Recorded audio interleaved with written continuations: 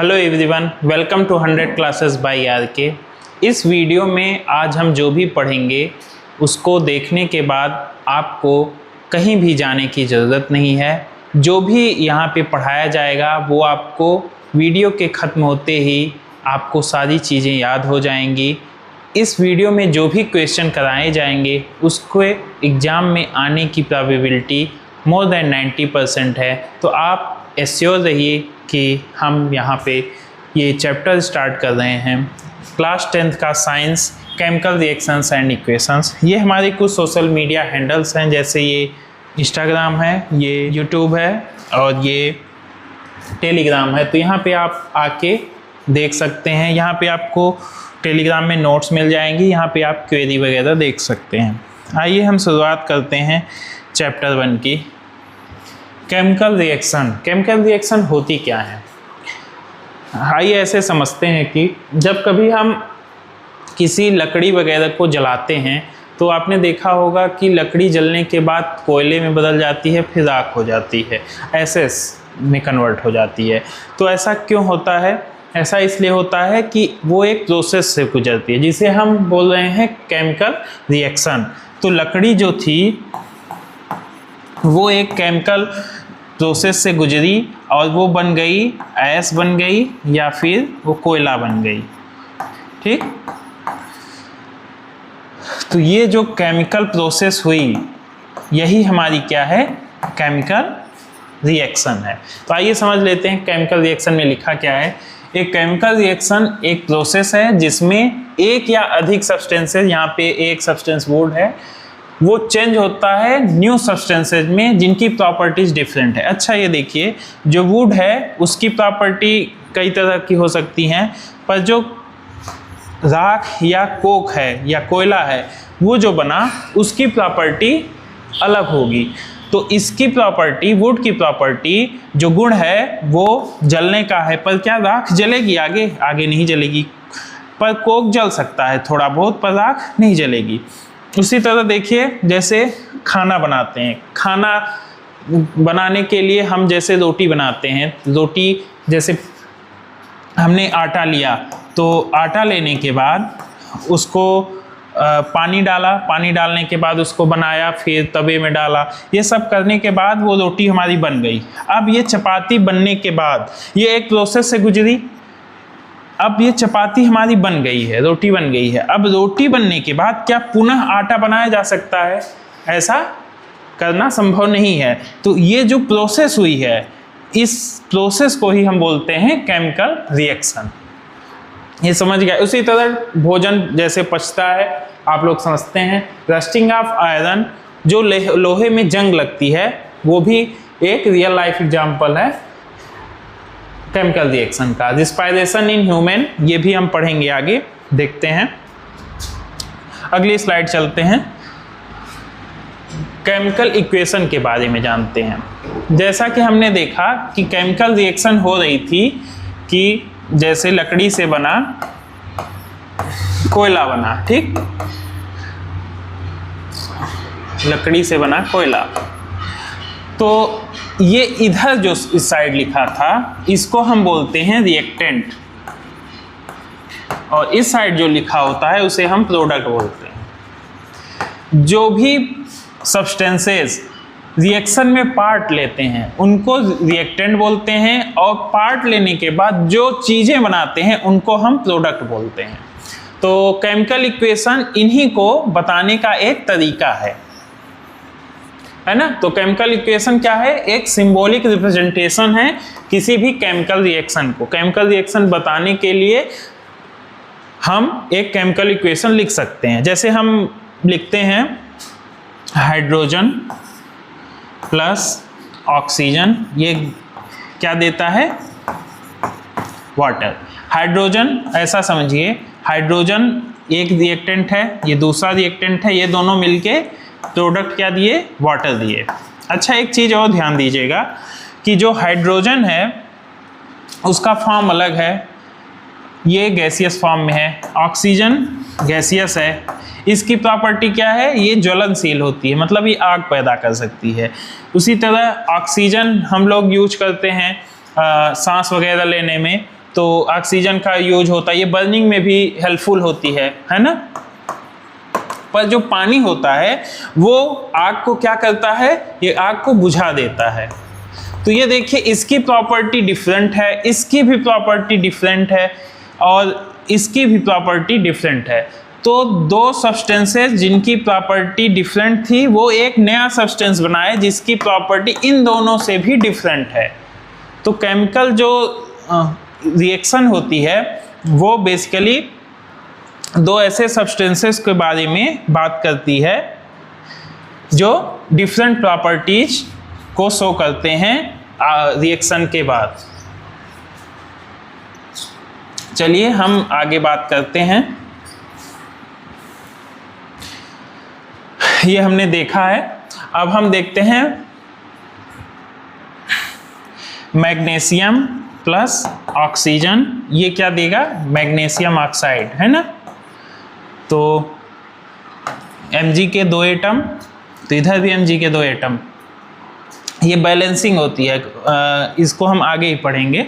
पर आप ये समझिए कि मैग्नीशियम प्लस ऑक्सीजन देगा मैग्नीशियम ऑक्साइड, तो इधर क्या है, रिएक्टेंट्स हैं और इधर क्या है, प्रोडक्ट है। इधर रिएक्टेंट लिखेंगे, इधर प्रोडक्ट लिखेंगे। प्रोडक्ट एक या एक से अधिक भी हो सकते हैं, यहाँ पे रिएक्टेंट भी एक या एक से अधिक हो सकते हैं।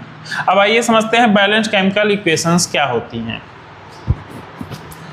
कोई भी इक्वेशन बैलेंस तब होगी जब प्रत्येक साइड, दोनों साइड जो एटम्स के नंबर हैं उस किसी भी एलिमेंट के वो बराबर होते हैं। यहाँ समझिए एक बैलेंस्ड केमिकल इक्वेशन एक केमिकल इक्वेशन होती है जिसमें से नंबर ऑफ एटम्स प्रत्येक एलिमेंट के इक्वल होते हैं दोनों साइड में। ऐसे समझिए कि अगर यहाँ पे इस एग्जांपल में समझ लेते हैं Mg के, अगर हम एक ये 2 न लिखते यहाँ पे, है ना,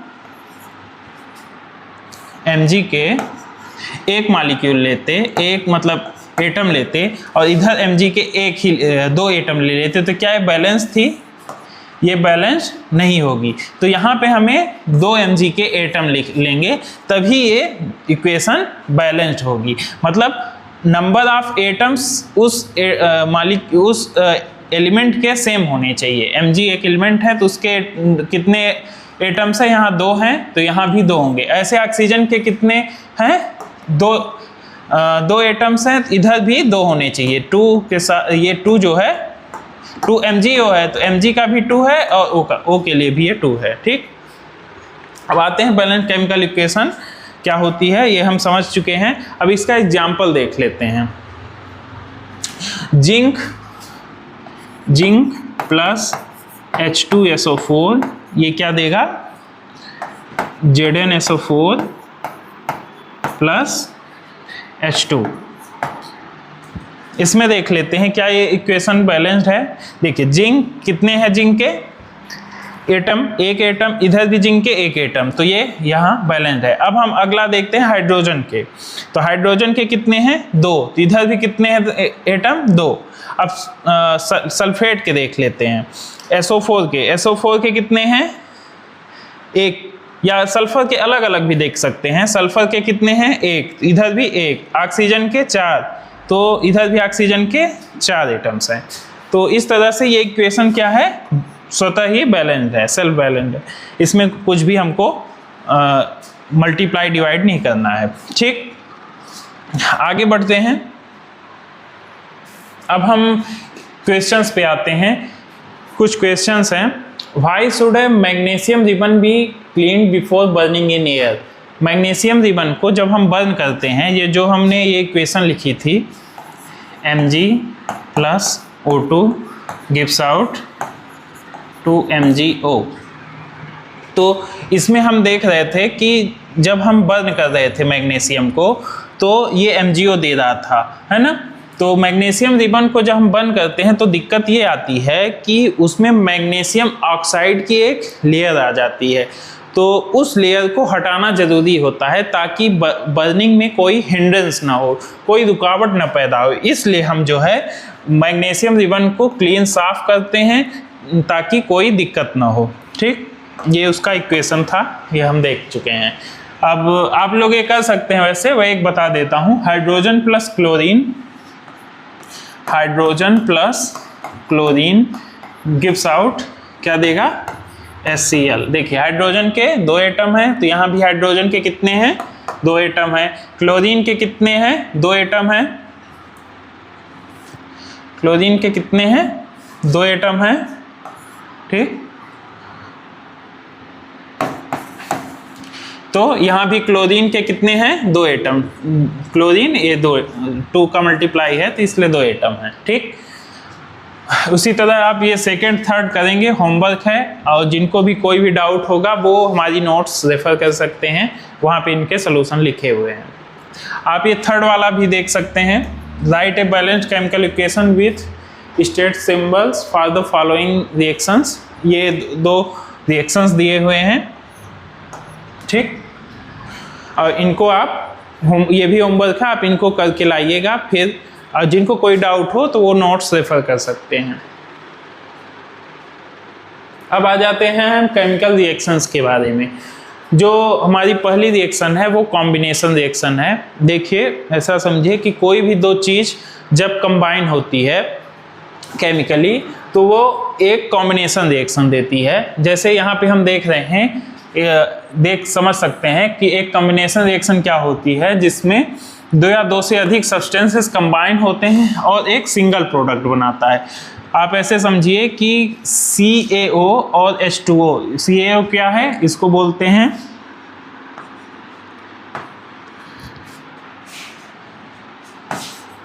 क्विकलाइम,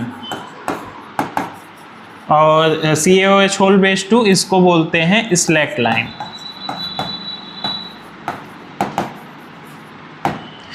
जब ये H2O के साथ रिएक्ट करता है तो CaOH होल बेस 2 और हीट देता है, मतलब स्लैकलाइम बन जाता है। जब क्विकलाइम, जो चूना आप लोग जानते होंगे वही है, क्विकलाइम या लाइम बोलते हैं उसे। उसको जब पानी में घोलते हैं तो वो एक्सोथर्मिक रिएक्शन। एक्सोथर्मिक रिएक्शन क्या होती है, एक्सोथर्मिक रिएक्शन जो हीट पैदा करती है वो रिएक्शन एक्सोथर्मिक होती है। आगे उसको भी पढ़ेंगे। यहाँ इतना समझ सकते हैं कि जब चूने को, जो लाइम होता है, उसको पानी में घोलते हैं तो स्लैग लाइम बनता है और उसमें हीट निकलती है। इतना समझ लिए हम। अब जैसे ही हम किसी भी कोयले को जलाते हैं, सेकंड एग्जांपल देखते हैं, कोयले को जलाते हैं तो क्या होता है, CO2 बनता है। तो ये कोयला हो गया, कार्बन है ना, ये हो गया कार्बन, उसको जलाए तो CO2 बनी। तो ये भी एक क्या है, ये दोनों क्या हो गए, कंबाइन हुए। कंबाइन होके क्या बनाए, CO2। ऐसे ही क्विकलाइम में क्या था, ये क्विकलाइम प्लस वाटर कंबाइन हुआ था, स्लैगलाइम बनाया था। उसी तरह हाइड्रोजन और ऑक्सीजन जब कंबाइन होते हैं तो क्या बनाते हैं, H2O बनाते हैं। ये देखिए ये 2 रिएक्टेंट थे और प्रोडक्ट में क्या आया, सिर्फ एक आया। तो जब 2 चीजें कंबाइन हो रही हैं तो प्रोडक्ट कितना बना रहा है, 1 बना रहा है। तो ये एक कॉम्बिनेशन रिएक्शन का टाइप होता है। अब आगे समझते हैं डिकम्पोजिशन रिएक्शन। तो समझते हैं इसको। इस रिएक्शन में क्या होता है कि कोई भी जो रिएक्टेंट होता है वो बढ़ता है कई सारे प्रोडक्ट्स में। तो FeSO4 को जब हीट कर देते हैं तो Fe2O3, SO2 और SO3 में कन्वर्ट होता है, ठीक। तो डिकम्पोजिशन रिएक्शन क्या होती है कि जब कोई भी रिएक्टेंट 2 या 2 से अधिक प्रोडक्ट में टूटता है तो उसे हम डिकम्पोजिशन रिएक्शन कहते हैं। आइए डिफिनीशन भी एक बार देख लें। ए reaction in which one compound splits, टूटता है 2 या 2 से अधिक सिंपलर सब्सटेंसेज में, तो उसे हम क्या बोलेंगे, डिकम्पोजिशन रिएक्शन। जैसे एग्जांपल, सेकंड एग्जांपल देख लेते हैं कि कैल्शियम कार्बोनेट को जब हीटिंग की गई तो वो किस में कन्वर्ट हुआ, कैल्शियम ऑक्साइड और CO2 में। यहाँ देखिए ये एक रिएक्टेंट था और प्रोडक्ट कितने आ गए अपने पास, 2। तो ये इसमें टूटा, हीट करने से ये कैल्शियम ऑक्साइड और CO2 में टूटता है। उसी तरह PbNO3 होल बेस 2 भी को हीट करेंगे तो ये 3 प्रोडक्ट में टूटेगा, PbO, NO2 और O2 में। उसी तरह AgCl को जब हम सनलाइट देंगे तो ये Ag और Cl2 में टूटेगा। और फिर इसके बाद और देख सकते हैं कि AgBr को जब सनलाइट में एक्सपोजर मिलेगा तो उसका क्या होगा, ये Ag और Br2 में टूटता है। तो इस तरह हम समझ सकते हैं कि डिकम्पोजिशन रिएक्शन में एक जो रिएक्टेंट होता है, जो सब्सटेंस होता है, वो 2 या 2 से अधिक सिंपलर सब्सटेंसेज में टूटता है। तो यहाँ ऐसा हम समझ सकते हैं। अब आइए समझते हैं 2 टर्म्स के बारे में, एक्सोथर्मिक केमिकल रिएक्शंस और एंडोथर्मिक रिएक्शंस क्या होती हैं। जो एक्सोथर्मिक रिएक्शंस होती हैं वो हीट, जब उनका रिएक्शन होता है तो वो हीट उत्पन्न करती हैं। जब 2 रिएक्टेंट्स मिलते हैं, जैसे यहाँ CH4 और O2 मिले, तो ये CO2 और H2O प्लस हीट उत्पन्न किए, ठीक। उसी तरह ये C6H12O6 प्लस O2 मिला तो ये CO2 H2O और एनर्जी मिले। ये जो होती है हमारे बॉडी में रिस्पायरेशन रिएक्शन कहलाती है।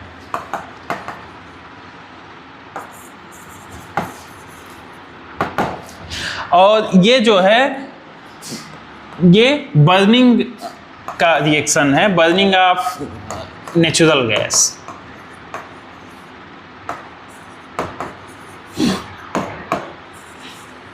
है ना, तो ये दोनों क्या होंगी, एक्सोथर्मिक होंगी, ठीक। अब आइए समझते हैं एंडोथर्मिक रिएक्शंस क्या होती हैं। एंडोथर्मिक रिएक्शंस वो रिएक्शन होती हैं जिनमें हमें हीट की आवश्यकता होती है। जैसे कि अभी हमने देखा AgBr को जब सनलाइट से एक्सपोज किए गए थे तो ये Ag और Br2 में बन गया। ये सिल्वर ब्रोमाइड बोलते हैं इसे, सिल्वर ब्रोमाइड सिल्वर और ब्रोमीन गैस में कन्वर्ट हो गया सनलाइट के एक्सपोजर से। तो एंडोथर्मिक रिएक्शंस को सनलाइट चाहिए, हीट चाहिए, इनके बारे में हम और भी देख सकते हैं। आइए पहले क्वेश्चन करते हैं। तो देख लेते हैं कि एक solution of a substance X जो है उसके बारे में बताया गया है कि वाइट वॉशिंग के लिए यूज किया जाता है। तो X को बताना है कि वो क्या है।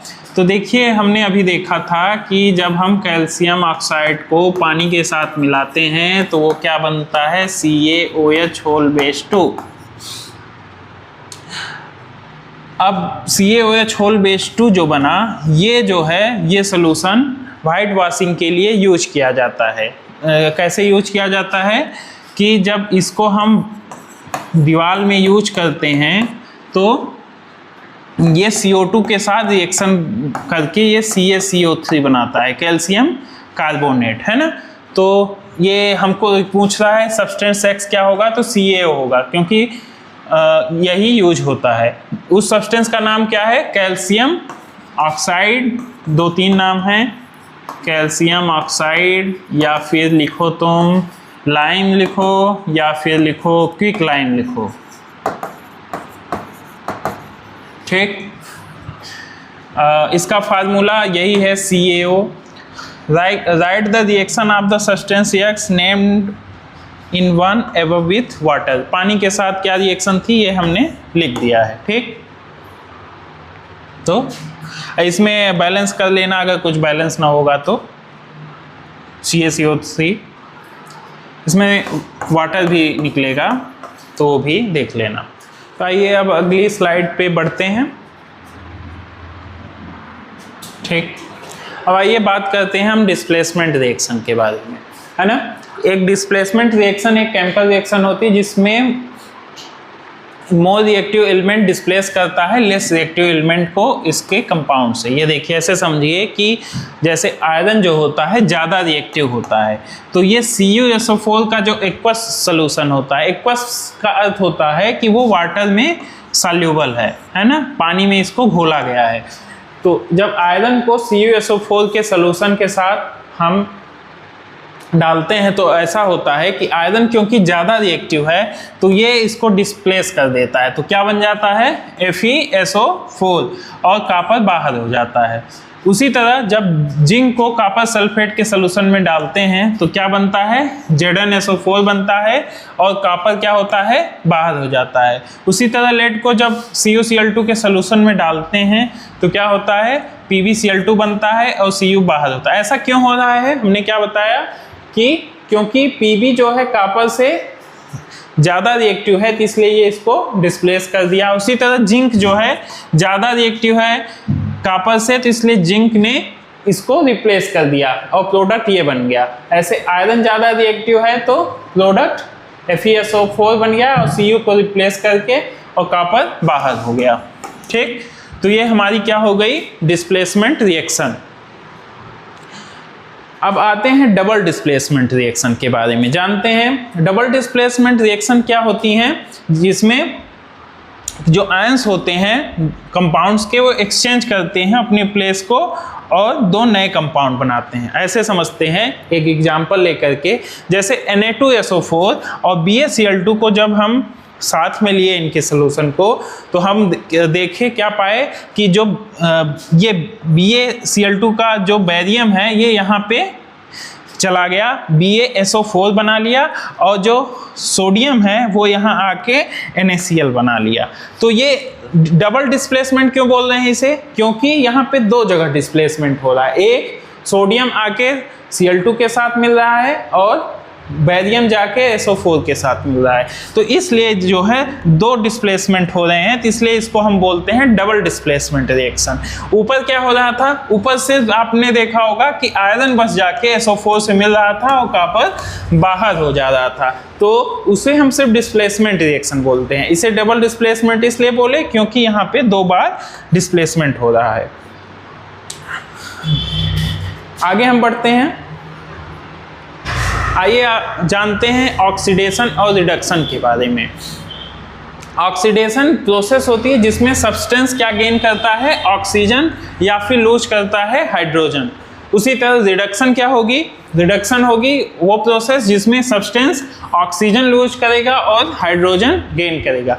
अब आइए इसको समझते हैं कि जैसे कॉपर के साथ हम जब ऑक्सीजन को ऐड करेंगे, मिलाएंगे, तो क्या बन जाएगा, CuO, copper oxide.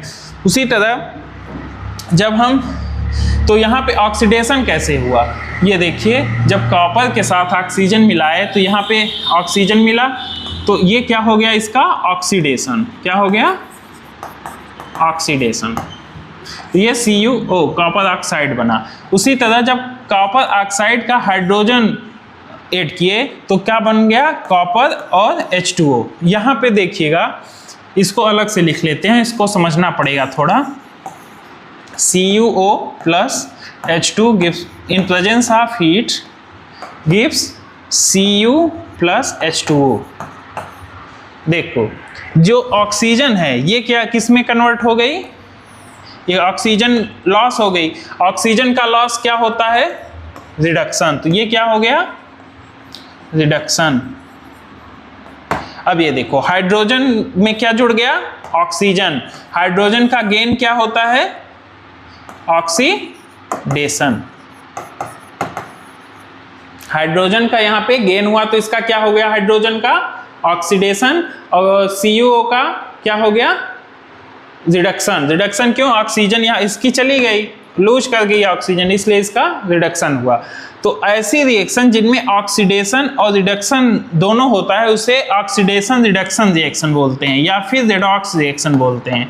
Oxidation reduction reaction बोलते हैं या फिर रेडॉक्स रिएक्शन बोलते हैं।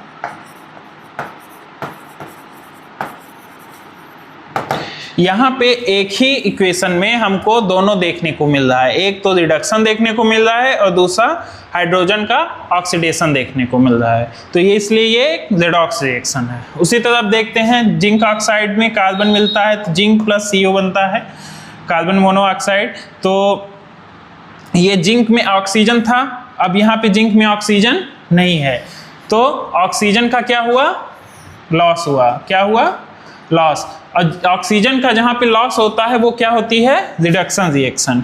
तो ये क्या हो जाएगी, रिडक्शन। यहाँ पे क्या हो जाएगा, रिडक्शन।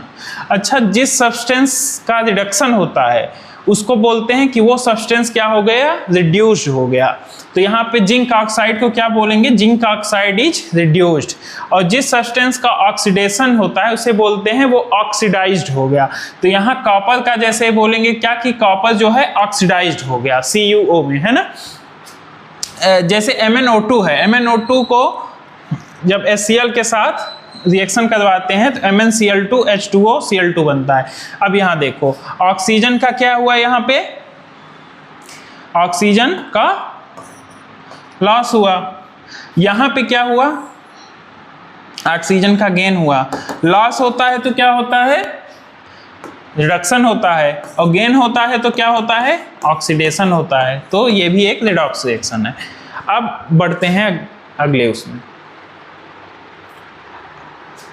अब आते हैं हम नए टॉपिक में, कोरोजन और रेंसिडिटी के बारे में। कोरोजन क्या है, जब कोई भी इन्वायरमेंट की कोई भी ऐसी चीज़ जो हमारे मेटल्स वगैरह को डिस्ट्रॉय कर देती है। जैसे तुमने देखा होगा कि जो आयरन वगैरह है उनमें जंग लग जाते हैं और ब्राउन कलर का हो जाता है जंग लगने के बाद, तो वो भी एक कोरोजन का एक एग्जाम्पल है। जैसे rusting of iron grade bridge vehicles, जैसे कॉपर के जो यूटेंसिल्स देखे होंगे, जो घर में बर्तन रहते हैं कॉपर के, उसमें ग्रीन कलर का एक कोटिंग चढ़ जाती है, तो वो भी एक एग्जाम्पल है कोरोजन का। सिल्वर के जो ऑर्नामेंट्स होते हैं वो उनमें ब्लैक कोटिंग हो जाती है, तो ये भी एक कोरोजन का एग्जाम्पल है। तो कोरोजन होता क्या है, ये deterioration of a metal due to its reaction with, जो इन्वायरमेंट में जो चीज़ें होती हैं उनके साथ जब कोई भी मेटल की चीज़ जब रिएक्ट करती है, वो किसके प्रेजेंस में, एयर के प्रेजेंस में, मॉइस्चर के, या फिर कोई सब्सटेंस जैसे कि एसिड हो गया उसके प्रेजेंस में जब रिएक्ट करती है तो कोरोजन होता है। आप ऐसा भी समझ सकते हैं कि जब बरसात होती है तो अगर कोई लोहा वगैरह बाहर रख दिया जाता है तो कुछ दिनों के बाद हम देखते हैं कि वो ब्राउन कलर हो जाता है, तो उसमें वो जंग लग जाती है। वो भी एक जंग का एक उदाहरण है, जंग लगने का। तो इस तरह से कई तरह से जंग लग सकती है। आपने बड़े बड़े गेट वगैरह में देखे होंगे आयरन के, उसमें जंग लगी रहती है। ब्रिज वगैरह में देखिए तो वो अलग से ही दिखती, जंग लगी ब्रिज दिखती है। गाड़ियाँ देखिए जो लोहे लक्कड़ की देखते होंगे कई जगह खुले में जहाँ पे गाड़ियाँ रखी होती हैं तो वो अलग तरह से ही दिखने लगती हैं, उनमें जंग लग जाता है। तो जंग के कोरोजन से हम मेटल्स में इन तरह की चीज़ें देखते हैं।